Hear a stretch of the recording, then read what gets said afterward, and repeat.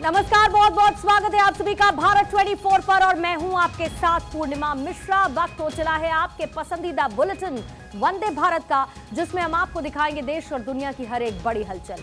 हम पूरे 1 घंटे में आपको हर वो खबर दिखाएंगे जिसका सीधा सरोकार आपसे है। तो चलिए बिना रुके शुरू करते हैं खबरों का सिलसिला। दिखाते हैं आपको इंडिया टू इंटरनेशनल पूरा हाल वंदे भारत।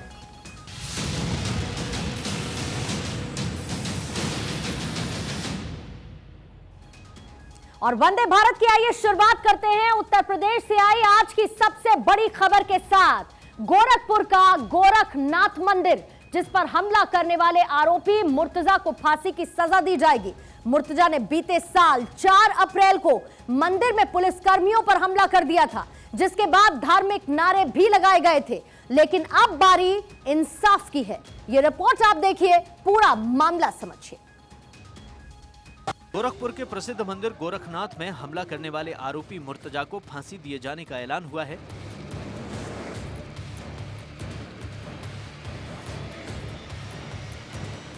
गोरखनाथ मंदिर में घुसकर सुरक्षा कर्मियों पर आतंकी हमला कर घायल करने के आरोपी अहमद मुर्तजा अब्बासी को एटीएस के विशेष जज विवेकानंद शरण पांडे ने ये सजा सुनाई।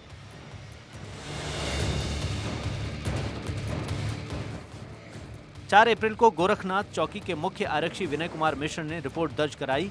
उसमें कहा गया कि वो मंदिर के गेट नंबर 1 के सुरक्षा प्रभारी थे। तभी अचानक आरोपी ने बांके से पीएसी के सिपाही अनिल कुमार पासवान पर हमला कर हथियार छीनने की कोशिश की। मुर्तजा ने मंदिर में घुसकर सुरक्षा कर्मियों पर आतंकी हमला कर घायल कर दिया था। जब आरोपी हमलावर मंदिर में हमला कर रहा था, तभी बचाव में दूसरे सुरक्षा कर्मी आ गए, जिसके बाद आरोपी ने सिपाही गोपाल गौड़ को भी घायल कर दिया और बांका लहराते हुए धार्मिक नारे लगाए।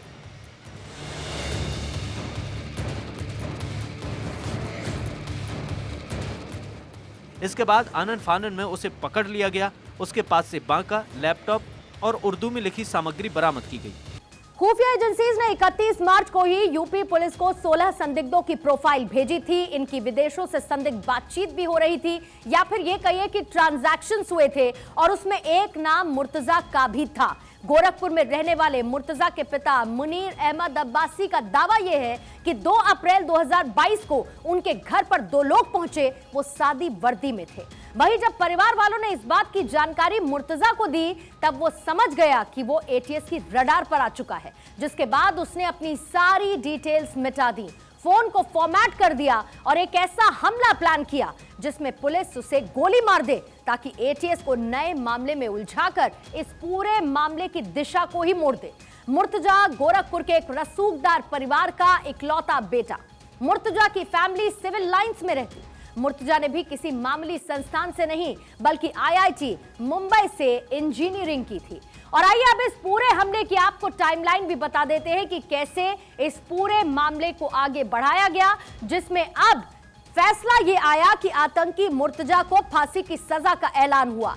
31 मार्च साल 2022 16 संदिग्धों की लिस्ट जारी हुई, जिसमें मुर्तजा अब्बासी का नाम भी शामिल था। इसके साथ ही 2 अप्रैल 2022 एटीएस टीम मुर्तजा के घर पर पहुंची, जिसका एक छोटा सा ब्रीफ इससे ठीक पहले मैंने आपको दिया। अगली तारीख 2 अप्रैल को ही जब मुर्तजा घर छोड़कर नेपाल भाग गया ताकि खुद को बचा सके, 3 अप्रैल को मुर्तजा ने गोरखनाथ मंदिर में हमला किया। उसकी तस्वीरें भी सामने आई थी। और 4 अप्रैल 2022 को पुलिस ने कस्टडी रिमांड पर ले लिया था। अब सजा का ऐलान हो चुका है, लेकिन उससे पहले 11 अप्रैल 2022 एटीएस ने रिमांड बढ़ाने की भी अपील की और इस तरीके से इस पूरे मामले में कार्रवाई आगे बढ़ती गई। 16 अप्रैल 2022 को एटीएस ने मुर्तजा को यूएपीए के तहत आतंकी घोषित कर जेल भेज दिया था और इसी तरीके से इसमें आज सजा का भी ऐलान हो गया। आइए अगले विवाद की बात करेंगे और वो विवाद है रामचरितमानस को लेके, जिसका अपमान करना मानो रिवाज सा बन चुका है। पहले जहां पर बिहार में रामचरितमानस का अपमान किया गया, तो अब उत्तर प्रदेश में भी रामचरितमानस पर महाभारत जारी है। सियासत का संग्राम छिड़ा हुआ है और इस विवाद का केंद्र बने हुए हैं समाजवादी पार्टी के नेता स्वामी प्रसाद मौर्य। रामचरितमानस पर दिए गए मौर्य के बयान के बाद साधु संतों में नाराजगी है। वहीं एफआईआर दर्ज करने के बाद कार्रवाई की बात कही जा रही है। कभी नहीं सोचा होगा। जिस ग्रंथ की चौपाइयां आदमी के आदर्श हो जाने का मार्ग प्रशस्त करती हैं, उन्हीं चौपाइयों का भ्रम फैलाकर देश का विस्तार किया जाएगा। यूपी की राजधानी लखनऊ में रामचरितमानस की प्रतियां जलाने के मामले में समाजवादी पार्टी के राष्ट्रीय महासचिव स्वामी प्रसाद मौर्य और ओबीसी महासभा के 10 लोगों के खिलाफ एफआईआर दर्ज कर ली गई। साथ ही कुछ अज्ञात लोगों पर भी केस दर्ज किया गया। बीजेपी अल्पसंख्यक मोर्चा जिला कार्य समिति के सदस्य सतनाम सिंह उर्फ लवी ने इस संबंध में पीजीआई थाने में तहरीर दी थी। उधर दूसरी ओर एसपी की नई कार्यकारिणी में स्वामी प्रसाद मौर्य को महासचिव बनाए जाने की घोषणा की प्रतिक्रिया रामनगरी अयोध्या में देखने को मिली। हनुमानगढ़ी से जुड़े महंत राजू दास ने इस फैसले पर कड़ी आपत्ति जताई। स्वामी प्रसाद का सिर काटने वाले को 21 लाख रुपए का इनाम देने का ऐलान भी किया। स्वामी प्रसाद मौर्य का जो भी सर तन से जुदा करेगा उसको राजू दास 21 लाख का इनाम देंगे। इसके साथ साथ सरकार से हम मांग करते हैं कि उत्तर प्रदेश में जिसने रामचरितमानस की प्रति जलाई है उसके खिलाफ सख्त से सख्त कार्रवाई करे। रामचरितमानस पर सियासी रंग खूब चढ़ गया है। बसपा सुप्रीमो मायावती ने भी एंट्री ले ली है। मायावती ने ट्वीट कर समाजवादी पार्टी पर करारा प्रहार किया। उन्होंने सपा का एक बार फिर वही राजनीतिक रंग रूप देखने को मिला, ये बेहद दुर्भाग्यपूर्ण है कहा। रामचरितमानस के खिलाफ कोई नहीं, हमसे बोलो रामचरितमानस के खिलाफ नहीं है, लेकिन मेरे पत्रकार साथी, मैंने अपना स्टेटमेंट दिया, कहा है कि मुख्यमंत्री अगर योगी न होते, धार्मिक स्थान से वहां आए होते तो शायद वो सवाल मैं न पूछता उनसे। बागेश्वर धाम के धीरेन्द्र शास्त्री भी इस कृत्य से भड़के हुए हैं। उन्होंने हिंदू एकता का दम भरा हिंदुओं के खिलाफ साजिश बताया। श्री रामचरितमानस जो हमारे भारत का एक अनूठा ग्रंथ है, उसके प्रति अगर इस प्रकार का कोई कृत्य किया जाता, ये घोर निंदनीय है और हमें इसके पीछे षड्यंत्र नजर आ रहे हैं। दरअसल एसपी के राष्ट्रीय महासचिव और एमएलसी स्वामी प्रसाद मौर्य ने रामचरितमानस की चौपाइयों को लेकर सवाल किए थे। उन्हीं के बयान के बाद लखनऊ में धार्मिक ग्रंथ की प्रतियां जलाकर विरोध प्रदर्शन किया गया। मौर्य ने कहा था कि कई करोड़ लोग रामचरितमानस को नहीं पढ़ते, ये तुलसीदास ने अपनी खुशी के लिए लिखा है। वहीं मौर्य ने मानस के अंशों को बाहर करने की भी बात कही थी, जिसके बाद हंगामा जारी है। तो अपने सियासी हित को साधने के लिए और वोट बैंक के लिए नेता कुछ भी कर सकते हैं, ये हम सब समझ चुके हैं। इसी में एक और नाम है एक और नेता का, टीआर बालू। इन दिनों डीएमके नेता टीआर बालू का एक वीडियो जमकर वायरल हो रहा है, जिसमें वो ये कहते हुए नजर आते हैं कि उन्होंने ही 100 साल पहले कई हिंदू मंदिरों को तोड़ा। डीएमके नेता टीआर बालू का एक वीडियो इन दिनों सोशल मीडिया पर जमकर वायरल हो रहा है, जिसमें वो ये कहते सुनाई दे रहे हैं कि उन्होंने 100 साल पुराने 3 मंदिरों को तोड़ा है। इतना ही नहीं, वो तीनों मंदिरों के नाम और स्थान भी बता रहे हैं जिनको तोड़ा गया है। 100 ವರ್ಷ ಕೋಯಿಲ್ ಇಡ್ಸಕ್ಕೆ ಇದೇ ಟಿಆರ್ ಬಾಲು ಬೆಂಗಳೂರಲ್ಲ ಎರಡು ತೋದಿಲ್ಲ ಸರಸ್ವತಿ ಕೋಯಿಲ್ ಲಕ್ಷ್ಮೀ ಕೋಯಿಲ್ ಇನ್ನೊಂದು ಕೋಯಿಲ್ ಸರಸ್ವತಿ ಲಕ್ಷ್ಮೀ ಇನ್ನೊಂದು ಕಡೆ பார்வதி கோயில். இந்த 3 கோயிலும் என் தொகுதியில ஜிஎஸ்டி ரோட்ல பாத்தீங்கன்னா 3 கை கட்டிருப்பாங்க, அந்த இடத்துல இருந்து இந்த 3 கோயிலும் நான் தான் இடிச்சேன். எனக்கு ஓட்டு வராதுன்னு தெரியும், ஆனா ஓட்டு எப்படி வர வைக்கிறது அதான் தெரியும். ஓட்டு வராது வராது வராது தயவுசெய்து இடிக்காதீங்கன்னு தோழர்களா. केंद्रीय मंत्री राजीव चंद्रशेखर ने वीडियो ट्वीट किया। इस बयान को लेकर बीजेपी ने कांग्रेस को आड़े हाथों लिया। इस वीडियो के कैप्शन में उन्होंने लिखा कि तमिलनाडु में राहुल गांधी और कांग्रेस के सहयोगी कैसे हिंदुओं के खिलाफ नफरत फैला रहे हैं। डीएमके सांसद टीआर बालू ने हाल ही में अपने नेता पर हमला करने की हिम्मत करने वाले को मारने और हाथ काटने की धमकी दी थी। सोशल मीडिया पर उनके इस बयान की कड़ी निंदा की गई। उनके भाषण की एक और क्लिप वायरल हो रही है। इस बार उन्होंने कथित तौर पर अपने निर्वाचन क्षेत्र में सदियों पुराने मंदिरों को गिराने की बात कही है। तो एक तरफ सदियों पुराने मंदिर को तोड़ने को लेकर बयान, तो मेरठ में धर्मांतरण के दबाव में युवक की खुदकुशी का मामला सामने आया। आरोप यह है कि लड़के ने मुस्लिम लड़की से लव मैरिज की थी और उसके बाद से लड़की के घर वाले उस पर धर्मांतरण का दबाव बना रहे थे और इसी वजह से उसने फांसी लगाकर जान दे दी।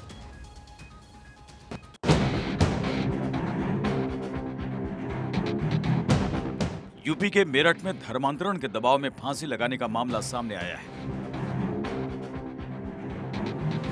मामला नौचंदी इलाके के चित्रकूट कॉलोनी का है, जहां रहने वाले 23 साल के दुष्यंत चौधरी का शव उनके कमरे में पंखे से लटकता मिला। परिवार वालों ने आरोप लगाया कि युवक ने 3 साल पहले एक मुस्लिम लड़की से लव मैरिज की थी। उसके बाद से ही लड़की के घर वाले धर्म बदलने का दबाव डाल रहे थे, जिसके चलते उसने खुदकुशी कर ली। करीब 3 साल पहले लड़की ने परिवार वालों को बताए बिना चोरी छिपे शादी की थी। उनका 1.5 साल का बेटा भी है। आरोपों के मुताबिक युवक अपनी पत्नी को घर लाना चाह रहा था, लेकिन लड़की के घर वाले बिना धर्म बदले लड़की को भेजने को तैयार नहीं थे।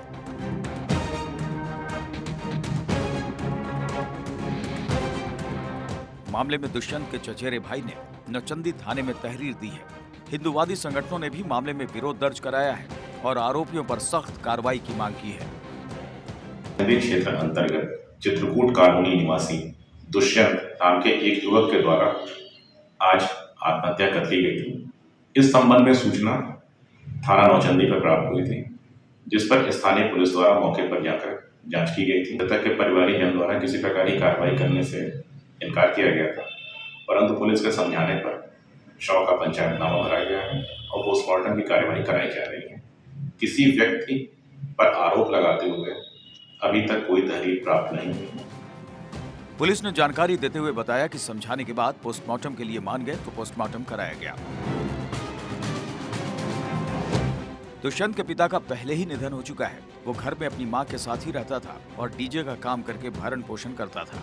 उसने खुदकुशी से पहले अपनी पत्नी से फोन पर करीब 40 मिनट बात की थी। फोन को पुलिस ने जब्त कर लिया है। और अब बात राहुल गांधी की भारत जोड़ो यात्रा की। कुल 3,570 किलोमीटर की दूरी, 145 दिन का सफर पूरा करने के बाद कांग्रेस की भारत जोड़ो यात्रा का समापन कश्मीर में हुआ। भारी बर्फबारी के बीच कांग्रेस का शक्ति प्रदर्शन देखने को मिला। क्लोजिंग सेरेमनी में राहुल बीजेपी पर जमकर बरसे। कन्याकुमारी से शुरू हुई कांग्रेस की भारत जोड़ो यात्रा कश्मीर में खत्म हुई। 145 दिन में राहुल गांधी ने 3,570 किलोमीटर का सफर तय किया। श्रीनगर में भारी बर्फबारी के बीच राहुल ने तिरंगा फहराया। 7 सितंबर 2022 से यात्रा शुरू हुई थी और आज श्रीनगर के शेर-ए-कश्मीर क्रिकेट स्टेडियम में औपचारिक तौर पर समापन हुआ। राहुल ने क्लोजिंग सेरेमनी के दौरान 35 मिनट लंबी स्पीच दी। 2 बार मोदी, अमित शाह और आरएसएस का जिक्र किया और बीजेपी पर हमला बोला। मैं हिंसा को समझता हूँ। मैंने हिंसा सही है देखी है।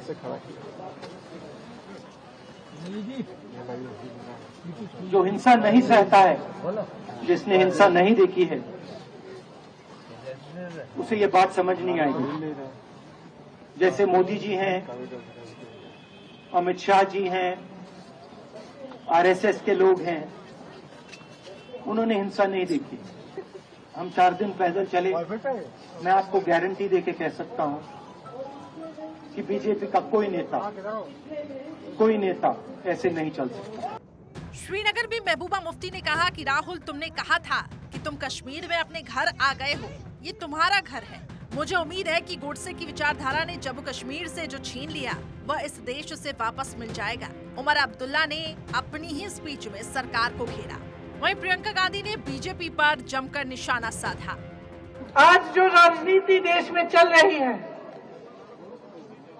यहाँ खड़े होकर मैं कह सकती हूँ, उस राजनीति से देश की भलाई नहीं हो सकती। जो राजनीति बांटती है, तोड़ती है, वो देश का नुकसान करती है। श्रीनगर में सुबह से भारी बर्फबारी हुई। इसके बाद भी कार्यकर्ताओं का उत्साह कम नहीं हुआ। सुबह से कार्यालयों के बाहर कार्यकर्ताओं की भारी भीड़ देखी गई। राहुल गांधी की पदयात्रा भले ही खत्म हो गई हो, लेकिन इस पर सियासी रंग खूब चढ़ा है। पदयात्री पर बीजेपी हमलावर इस पदयात्रा पर नजर आई है तो कांग्रेस की इस यात्रा को फेल बता रही है। सवाल दागे गए, आपको सुनवाते हैं सुधांशु त्रिवेदी और साथ ही अनुराग ठाकुर ने इसे लेकर क्या कहा। मगर इतने नफरती जहर बुझे सामानों को लेकर ये कौन सी मोहब्बत की दुकान वो श्रीमान सजा रहे थे, ये कोई भी समझ सकता है। एक तरफ उन्होंने कहा, दूसरी तरफ क्या बोला, मुझे नफरत कहीं दिखी नहीं। मतलब इससे बड़ा विरोधाभासी वक्तव्य आपको नहीं दे सकता कि मेरी यात्रा नफरत के खिलाफ थी, तथा कथित नफरत के खिलाफ, और मुझे तो नफरत कहीं दिखी नहीं। इसी यात्रा में उन्होंने कहा वो राहुल गांधी तो है ही नहीं, वो तो समाप्त हो गया है। उन्होंने कहा सर्दी आपको इसलिए लगती है कि सर्दी से आप डरते हैं। मुझे लगता है ये कंफ्यूज नेशन की जो बात उन्होंने कही, तो सबसे ज्यादा कंफ्यूजन उस पूरी यात्रा के दौरान उनके स्वयं के आचरण में देखा। आपने राहुल गांधी जी को और प्रियंका गांधी जी को बर्फ के गोलों के साथ तो खेलते देखा, पिकनिक मनाते भी देखा, हंसी खुशी के माहौल में भी देखा, लेकिन शायद वो धन्यवाद करना भूल गए माननीय प्रधानमंत्री नरेंद्र मोदी जी का, जिन्होंने सत्ता में आने के बाद अनुच्छेद 370 और 35 को सदा सदा के लिए खत्म किया। और ये बीज किसी ने बोया था तो कांग्रेस पार्टी ने। बजट उम्मीदों से भरा हुआ आए, इसकी आस हर कोई लगाए बैठा है। आने वाला बजट कैसा होगा, इसका आधिकारिक खुलासा तो 1 फरवरी को हो जाएगा, लेकिन उससे पहले आज संसद के बजट सत्र को लेकर सर्वदलीय बैठक हुई। बजट सत्र को चलाने को लेकर चर्चा की गई। इस बैठक में विपक्ष के कई नेता भी पहुंचे, लेकिन कांग्रेस नदारद नजर आई।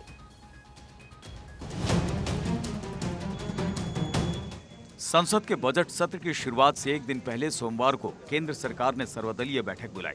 संसदीय कार्य मंत्री प्रहलाद जोशी ने संसद की कार्रवाई का सुचारू संचालन सुनिश्चित करने के लिए ये बैठक बुलाई। बताया गया है कि बैठक में राष्ट्रवादी कांग्रेस पार्टी, टीएमसी समेत कई दल शामिल हुए। हालांकि कांग्रेस का कोई भी नेता बैठक के लिए नहीं पहुंचा। संसद के हर सत्र से पहले इस तरह की बैठक आयोजित होती रही है। बैठक में विपक्षी दल उन मुद्दों को रख सकते हैं जिन पर वो इस सत्र में चर्चा चाहते हैं। 31 जनवरी को आर्थिक सर्वे की रिपोर्ट पेश की जाएगी। केंद्रीय संसदीय कार्य मंत्री प्रहलाद जोशी ने कहा, बैठक अच्छी रही। हम सदन को बेहतर ढंग से चलाने के लिए विपक्ष का सहयोग चाहते हैं। आज इसके लिए हमने ऑल पार्टी मीटिंग बुलाया था। अच्छे माहौल में चर्चा हुआ है and I seek the cooperation of all the opposition and since government is ready for any discussion, I seek the cooperation for run the house smoothly. Budget सत्र से एक दिन पहले बुलाई गई सर्वदलीय बैठक के बाद बीआरएस सांसद ने कहा है कि हम राष्ट्रपति के अभिभाषण का बहिष्कार करने पर जल्द ही फैसला लेंगे। बीजेडी सांसद सस्मित पात्रा ने कहा, महिला आरक्षण विधेयक इस सत्र में बीजेडी की प्राथमिकता रहने वाला है। This reservation bill is going to be a priority for the Biju Janata Dal in this session. We have been pushing for the passage of the Women's Reservation Bill, and we will be also building consensus with like-minded parties to put pressure on the government to ensure that the Women's Reservation Bill is passed. Budget सत्र पर सरकार को घेरने के लिए विपक्षियों ने कमर कस ली है। Budget सत्र 2 हिस्सों में होगा। पहला हिस्सा 13 फरवरी तक चलेगा, वहीं दूसरा भाग 13 मार्च को अवकाश के बाद 6 अप्रैल तक चलेगा। इस दौरान विभिन्न मंत्रालयों की अनुदान मांगों पर चर्चा होगी और केंद्रीय बजट पारित किया जाएगा। संसद का बजट सत्र 31 जनवरी से शुरू होगा। इसी दिन लोकसभा और राज्यसभा की संयुक्त बैठक में राष्ट्रपति द्रौपदी मुर्मू का अभिभाषण होगा। और अब खबर अयोध्या से, जहां पर राम मंदिर इसी साल बनकर तैयार हो जाएगा और 2024 मकर संक्रांति के बाद दर्शन भी होने लगेंगे। रामलला के गर्भगृह में 2 मूर्तियां विराजमान होंगी। पहली मूर्ति चल होगी जो कि 1949 से स्थापित है, वहीं दूसरी अचल मूर्ति के रूप में नई मूर्ति का निर्माण किया जाना है, जो कि नेपाल से लाई जा रही काली गंडक नदी की विशाल शिलाओं से बनाई जाएगी। इन शिलाओं को शालिग्राम शिलाएं कहा जाता है, जो कि 2 फरवरी को अयोध्या राम जन्मभूमि पहुंचेंगी।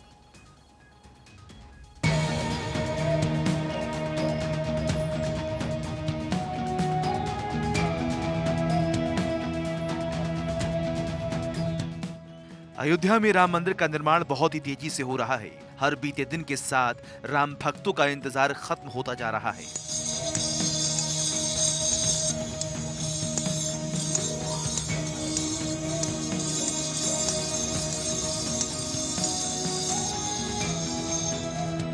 अब जहां एक तरफ रामलला के मंदिर का निर्माण तेजी के साथ किया जा रहा है, वहीं दूसरी ओर रामलला की जन्मभूमि मंदिर के मूल गर्भगृह में रामलला की मूर्ति की स्थापना को भी लेकर कार्य तेज कर दिए गए हैं। पिछले 1 साल से राम जन्मभूमि तीर्थ क्षेत्र ट्रस्ट नेपाल की गंडक नदी की 2 विशाल शिलाओं को लाने का प्रयास कर रही थी, जो अब साकार हो गया है।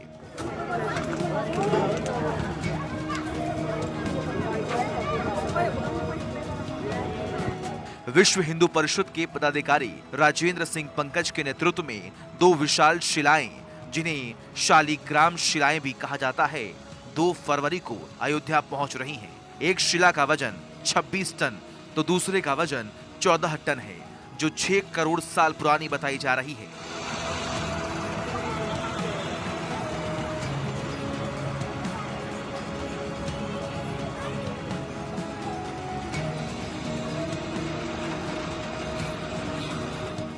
राम जन्मभूमि तीर्थ क्षेत्र ट्रस्ट के महामंत्री चंपत राय का ये कहना है कि भगवान श्री राम के मंदिर में मूर्ति किस तरीके की हो और किन शिलाओं में मूर्ति निर्मित हो, इस पर राम जन्मभूमि तीर्थ क्षेत्र ट्रस्ट विचार कर रहा है। इसके लिए देश भर के मूर्तिकारों से रामलला के बाल्यकाल के चित्रों और उनके विचारों को आमंत्रित किया गया है।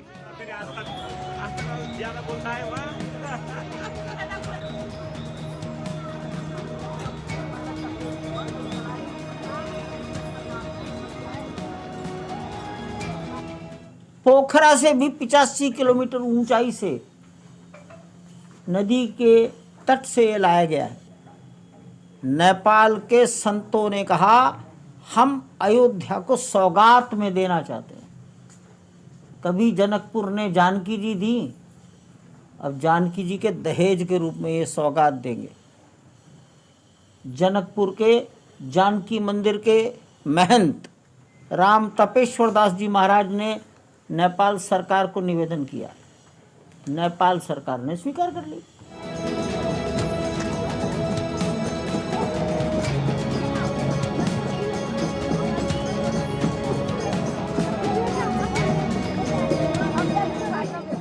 अयोध्या के साधु संत नेपाल से आ रही शालिग्राम शिला की अयोध्या पहुंचने को लेकर बेहद खुश दिखाई दे रही हैं। रामलला के मुख्य पुजारी आचार्य सत्येंद्र दास का ये कहना है कि ट्रस्ट के विचार स्वागत योग्य हैं। गंडक नदी में मिलने वाली शालिग्राम शिलाएं पूजित होती हैं। इनकी सभी मंदिरों में पूजा की जाती है। शालिग्राम शिलाओं से मूर्ति बनती है, यह अच्छी बात है। वहीं अखिल भारतीय अखाड़ा परिषद के राष्ट्रीय प्रवक्ता हनुमानगढ़ी के महंत गौरीशंकर दास ने भी राम जन्मभूमि तीर्थ क्षेत्र ट्रस्ट के इस फैसले का स्वागत किया। उनका कहना है कि रामलला के मंदिर में शालिग्राम की मूर्ति स्थापित होने से अयोध्या के संतों के साथ साथ देश भर में राम भक्तों में खुशी है। नेपाल में गंडकी नदी है, उसी में शालिग्राम की पत्थर मिलता है और इस शालिग्राम जो हमारे सभी मंदिरों में जिनकी पूजा की जाती है, अब जो विचार में आया है ट्रस्ट के, उसने सोचा है कि हम उसी शालिग्राम की पत्थर से जो भगवान की मूर्ति है जो विराजमान होगी भव्य मंदिर में, उसी से मूर्ति बनाई जाए। ऐसी बात आई है तो बहुत अच्छी बात है। स्वयं शालिग्राम भगवान चल करके अयोध्या पधार रहे हैं। हम संतों को बहुत ही प्रसन्नता है और आने वाले दिन में जो गंडक नदी से शालिग्राम भगवान के रूप में पत्थर आ रहा है, उसी में ठाकुर जी विराजमान होंगे, उन्हीं पत्थर की मूर्ति बनेगी। इससे अच्छी बात और क्या हो सकती है। राम जन्मभूमि तीर्थ क्षेत्र ट्रस्ट ने पहले ही घोषणा कर रखी है कि अगस्त 2023 तक का मंदिर का भूतल बनकर तैयार हो जाएगा। ऐसे में कार्यशाला के अंदर पत्थरों को तराशने के लिए बड़ी संख्या में कारीगरों को लगाया गया है। जो बंसी पहाड़पुर के आए हुए पत्थरों, जिन्हें पिंक सैंडस्टोन के रूप में जाना जाता है, उनको तराशने का कार्य हो रहा है। ये पत्थर 1000 वर्ष तक सुरक्षित रहने वाले हैं और ट्रस्ट ने भी एक दावा किया है कि रामलला का मंदिर 1000 साल तक विपरीत जलवायु में भी सुरक्षित रहेगा। यहाँ पर जो कारीगर लगे हैं वो भगवान श्री राम के मंदिर निर्माण में लगने वाले ये जो पत्थर हैं उसको तराशने का कार्य कर रहे हैं। ऐसे तमाम कारीगर यहाँ पे लगे हुए हैं जो यहाँ पर पत्थरों को तराशने का कार्य कर रहे हैं। आप कहाँ के रहने वाले हैं और किस तरीके से पत्थरों को तराशने का कार्य कर रहे हैं? बनारस का रहने वाला हूँ। ये बहुत मेहनत है इसमें, इसको हाथ से ही छेनी हथौड़ी से ही बनाया जाता है। इसकी डिजाइन कैसे तय की गई है? ये इसका नक्शा आता है, इसका एक ड्राइंग बन के आता है, उसी के सहारे से बना रख के कागज में ड्राइंग बना रहता है, उसी के हिसाब से खोदा जाता है इसको छेनी हथौड़ी से। कितने दिनों से कर रहे हैं आप? यहाँ तो हम आए हैं करीब है, अरे मान लो 2001 ही 2 से हम आए हैं। 20 वर्षों से यहाँ पे लगे हुए हैं और 20 वर्षों से यहाँ पर पत्थरों को तराशने का कार्य हो रहा है, क्योंकि एक तरफ भगवान श्री राम के मंदिर का निर्माण हो रहा है, वहीं बहुत तेजी के साथ जो पत्थर जो तराशे जा रहे हैं उनको तराशने का कार्य किया जा रहा है, जिससे इसी वर्ष 2023 के अगस्त तक भगवान श्री राम के मंदिर का जो भूतल है वो तैयार किया जा सके। वहीं देश भर में राम भक्त श्रद्धालु अयोध्या पहुंचकर राम मंदिर निर्माण कार्य को अपनी आंखों से देख रहे हैं। श्रद्धालुओं ने भी तेजी से मंदिर निर्माण को लेकर खुशी जाहिर की है।